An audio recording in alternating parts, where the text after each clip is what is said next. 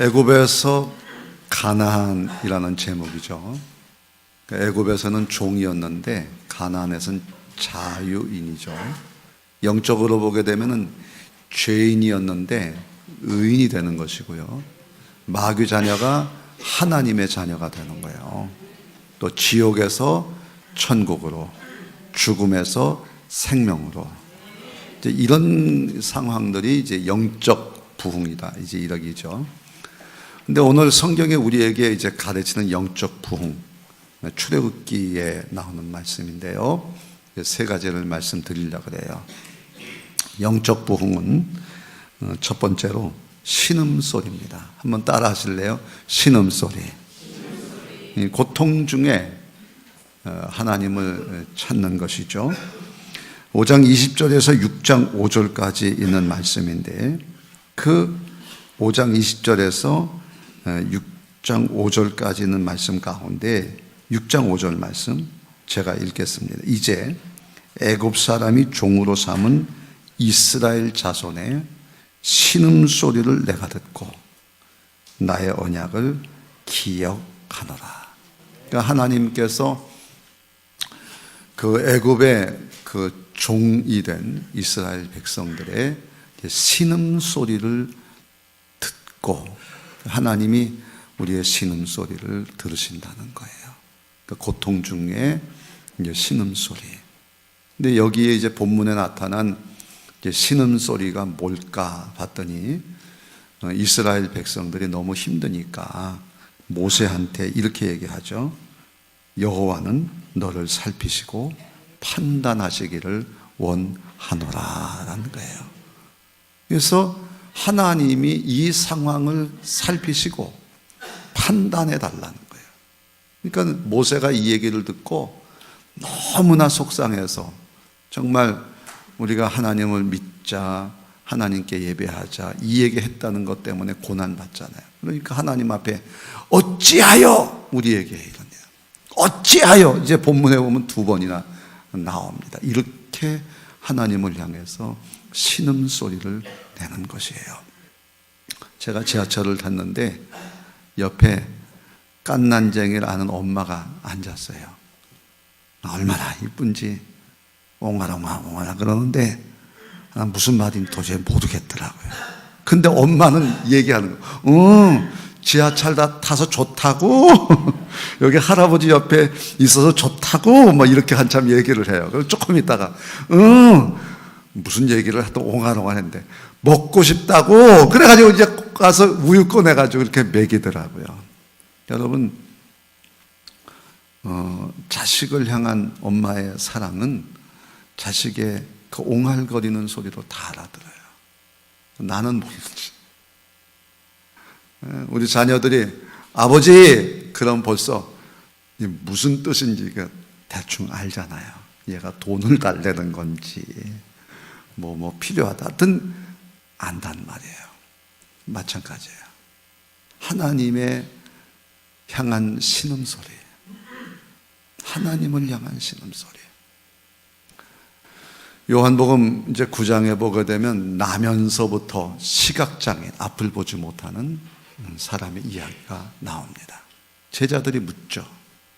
누구 죄 때문에 이렇게 나면서부터 시각장애인이 됐냐? 누구 때문에? 부모의 죄 때문이냐? 아니면 본인의 죄 때문이냐? 그렇게 묻습니다. 그때 예수님의 대답은 이겁니다.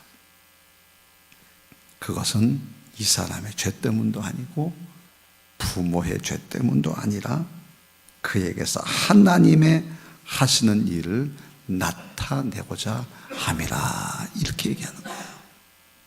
우리는 어려움을 당할 때 문제에 너무 집착해요. 문제를 집착하다 보니까 우울증이 생겨요. 그래서 낙심하는 거예요.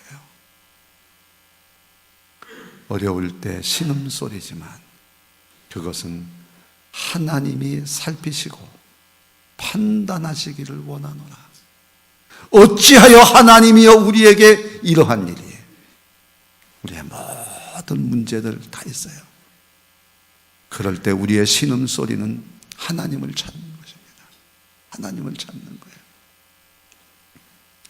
이런 얘기 있잖아요. 피곤한 엄마는 폭풍우 속에서도 잠을 자지만 갓난아기의 뒤척이는 소리에도 깨어난다. 하나님이 우리를 그렇게 바라보고 계시는 거예요. 이 말씀 준비하면서 복음송가 생각이 났어요. 어두움에 밝은 빛을 비춰주시고 나의 작은 신음에도 응답하시니 너는 어느 곳에 있든지 주를 향하고 주만 바라볼지라. 아멘. 영적 부흥은요, 신음소리예요. 하나님을 향한 신음소리예요. 하나님을 향한 옹알이에요. 거창한 기도가 아니지만 우리가 하나님을 찾을 때 하나님이 우리에게 들으시고 응답하시는 거예요. 놀라운 사실은 하나님이 이제 이 신음소리를 들으시고 하나님의 비밀을 가르쳐 주시잖아요.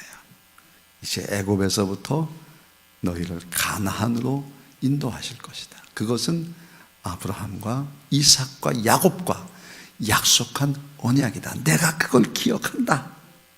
오늘 하나님이 우리가 하나님을 향해서 신음소리를 내고 하나님을 찾고 옹알이를 할 때 내 기도가 거창한 것이 아니지만 하나님 우리에게 하나님의 구원의 비밀을 우리에게 알려주시는 거예요. 난 여러분에게 이런 은혜가 있기를 주의 이름으로 축원합니다. 영적 부흥은 신음소리입니다. 두 번째, 영적 부흥은 깨달음입니다. 따라 하실래요? 깨달음. 6절부터 9절까지 있는 말씀 같이 한번 읽겠습니다. 시작.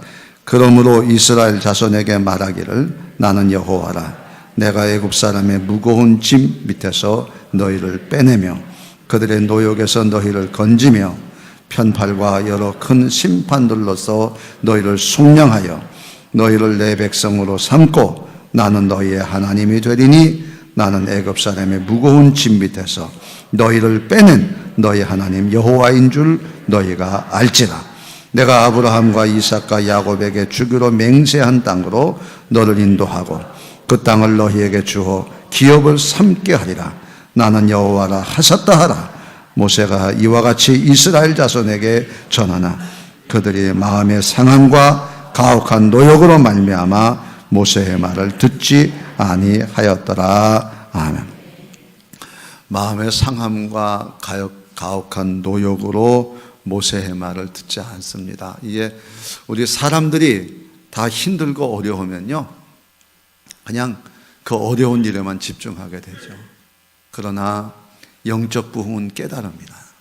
오늘 하나님께서 애굽에서 가나안으로 이들을 옮겨가는데 그냥 애굽에서 가나안 이렇게 끝나는 얘기가 아니에요. 애굽에서 가나안으로 가게 하기 위해서 너 우리들의 무거운 짐을 짐에서 우리를 빼내시고 노역에서 건지시고 하나님의 편팔과 큰 심판들로 속량하시고 갚아주시고 내 백성으로 삼고 그리고 너희가 내가 여호와인 줄을 알고 그리고 하나님이 아브라함과 이삭의 맹세한 땅으로 인도하여 그 땅을 기업으로 삼는다.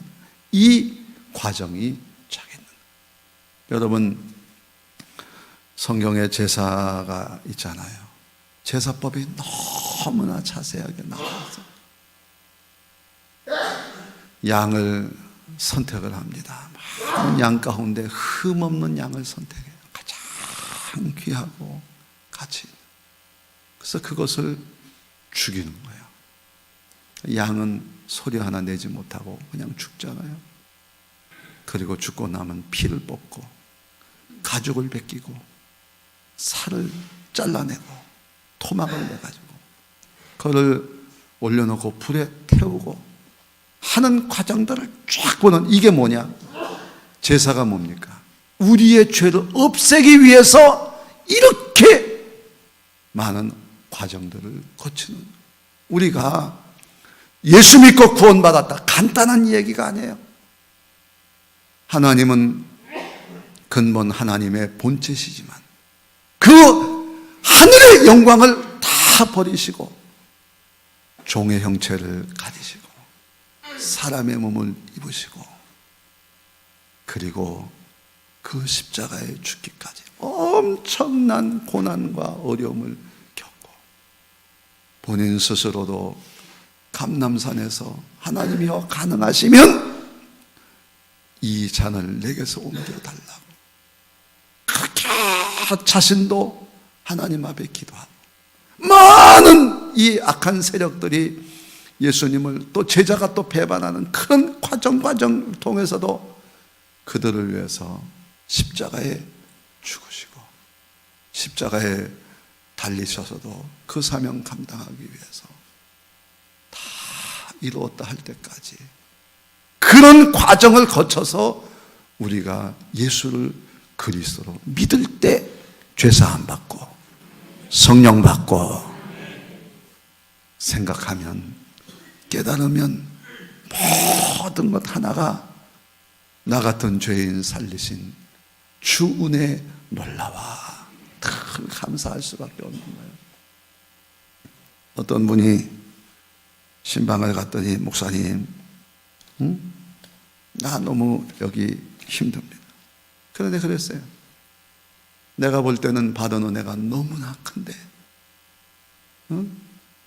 자녀 대학 문제로 고심했지만 하나님이 대학 들어가게 하시고 직장 문제 고심했더니 직장 들어가게 하시고 결혼 문제 고심했더니 결혼도 하게 하시고 미안하지만 당신 내외 이혼할까 말까 그랬지만 하나님의 은혜로 지금까지 살고 사업 직장 안 돼가지고 그럴 때 하나님이 또 직장 주셔서 지금까지 살았고 모든 것 돌아보면 하나님의 은혜고 감사고 이건 축복 아니냐? 누가 저보고 어떻게 한 교회에서 34년 있느냐?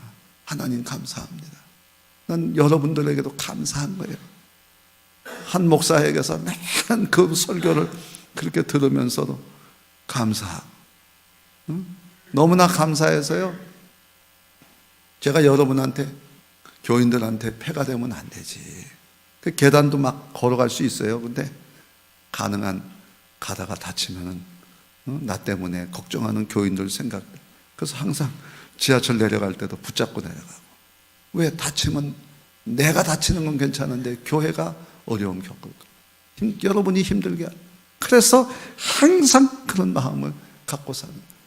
여러분요 영적 부흥은요 깨달음이에요. 감사해요. 기뻐하는 거예요. 지난주에 어떤 분이 저한테 책을 줬어요. 자기 어머니에 대한 글을 쓴 거예요. 내가 보고 은혜를 받았어요. 이 어머니 정말 대단하신 분이에요. 가난한 집에 태어났습니다. 가난한 남편 만났습니다. 집안 간 없이 결혼했습니다. 그러나 하나님 믿어서 축복을 받았다는 거예요. 예배당을 칠 때 교회만 겨우 지을 것밖에 헌금이 안 됐대요. 종탑을 세워야 된다. 종탑이 있어야 종을 치고 사람들이 교회 올 것 아니냐. 복음의 종이다. 자기 집에 있는 곡식을 다 갖다 팔아가지고 먹을 거 걱정도 안 하고 다 갖다 팔아가지고 종탑을 세우는데 이거 흙으로 해도 안 되고 나무로 해도 안 돼. 철로 해야 된다. 높이 해라. 높이. 그래가지고 그 종탑을 세워서 종치는 것을 다 기뻐하고 예배 종 말이야. 은혜의 종, 복음의 종 이거 치는 것을 평생 자랑으로 여겨요. 김영석 교수님이 나이 97세에 책으로 글로 또 텔레비에 나와서 늘 하시는 말씀이죠. 나이가 들면 준비할 게 있다. 첫째 경제 준비해라. 자식들한테 의지하지 말고, 두 번째, 부부가 잘 살면 좋겠다. 세 번째, 친구가 있으면 좋겠다. 그래서 늘 좋은 친구를 사귀어라. 마지막에 죽음을 잘 준비해라. 죽음을 운명처럼 받아들여라. 그러나 죽을 때 자손들이 기억될 만한 좋은 일을 해라. 나는 식당에 가서 나는 밥을 먹으면 꼭 찾아가서 감사합니다 인사하고 팁도 이렇게 주고, 그렇게 나는 나오. 그러면 우리 손자들이 날 보고, 야, 우리 할아버지 좋은 분이었다 얘기할 거 아니냐. 좋은 일을 남겨놓으라는 거예요. 우리가 살면서 힘들고 어려운 일 왜 없겠어요? 하지만 이런 심한 고역과 노역 속에서도 듣지 않으려 하지 말고 하나님이 나를 위해 하시는 일들을 바라보면서 감사하고 기뻐하고 즐거워하고. 오늘 아침 일부 예배에 하와이에서 온 우리 교민 한 분이 예배를 드리고, 목사님 교회가 너무나 이뻐요. 나는 우리 교회가 이쁘다는 생각을 많이 해본 일이 없는데, 그러니까 하나님 죄송합니다. 늘 감사. 영적 부흥 깨달음이에요. 감사해요. 할렐루야. 오늘 여러분에게 하나님이 그렇게 이렇게 사랑하셨다는 사실, 구원을 위해서 이렇게 많은 수고를 했다고 하는 사실을 기억하면서 오늘도 깨달음, 감사로 승리하는 여러분 되기를 주의 이름으로 축원합니다. 마지막으로 영적 부흥은 예배자가 되는 것입니다. 따라합시다. 예배자. 예배자. 네. 10절에서 13절에 있는 말씀, 여호와께서 모세에게 말씀하여 이르시되 들어가서 애굽 왕 바로에게 말하여 이스라엘 자손을 그 땅에서 내보내게 하라.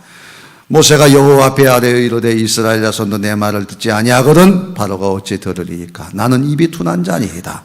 여호와께서 모세와 아론에게 말씀하사 그들로 이스라엘 자손과 애굽 왕 바로에게 명령을 전하고 이스라엘 자손을 애굽 땅에서 인도하여 내게 하시리라. 아멘. 이게 무슨 말이냐면, 하나님의 명령은 이스라엘 백성들로 하여금 가서 예배하게 하라는 거예요. 하나님을 예배하게 하라는 거예요. 예배자가 되라고 하는 거예요. 사람이 듣든지 안 듣든지 입이 둔하든지 상관하지 아니하고 하나님을 예배하는 예배자가 되게 하라는 거예요. 오늘 여러분 예배자의 축복이 여러분에게 있기를 주의 이름으로 축원합니다.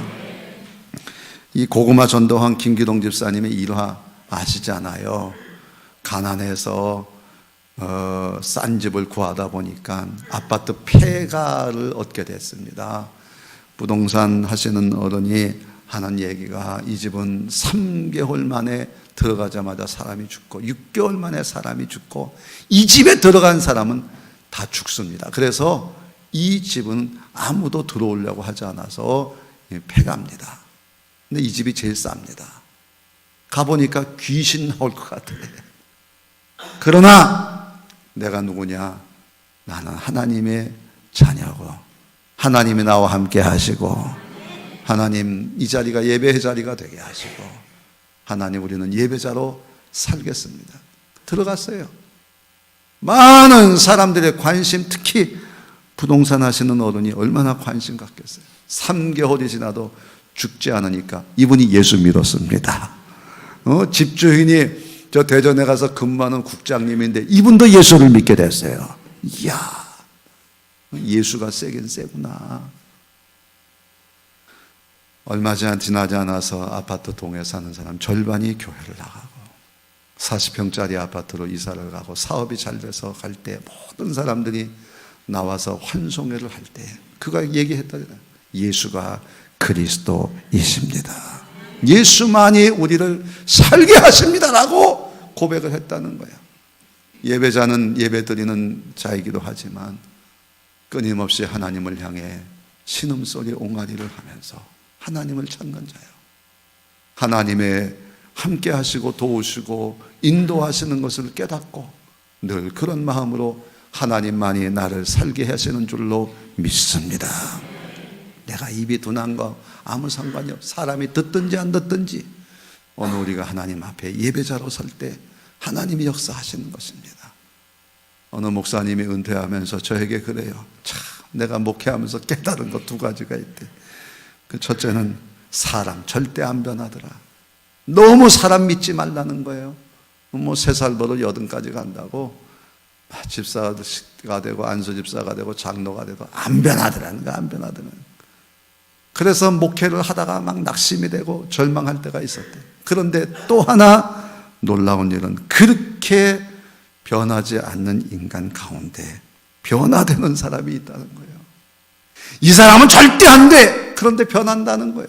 그래서 목회에 힘을 얻고, 그래서 정년까지 은퇴를 하게 됐다. 그런 얘기를 하는 거예요. 여러분, 우리를 변화시키시는 것은 하나님이시고, 하나님이 이 교회를 다스리시고 역사하시는 줄로 믿습니다라고 하는. 이제 새해가 됐습니다. 오늘 우리는 영적 부흥으로 빌드업 해야 돼요. 어떤 사람이 될 거냐? 선교하는 교회, 선교사 되는 교인이에요. 오늘도 하나님 한 생명을 내게 주시고 이 생명을 구원받게 하여 주시옵소서. 네, 작은 신음소리도 들으시는 하나님이요. 하나님이 그에게 어떻게 역사하실지 우리는 몰라. 그러나 내가 하나님 앞에 예배자로 서면서 어디든지 계시는 하나님만, 중요한 것은 내 안에 계시는 하나님이에요. 언제나 나와 함께 하시는 하나님, 오늘도 하나님의 기적으로 승리하는 여러분 되기를 주님의 이름으로 축원합니다. 오늘 애굽에서부터 가나안까지 인도해 가시는 그 하나님의 축복이 여러분과 함께 하기를 주의 이름으로 축원합니다.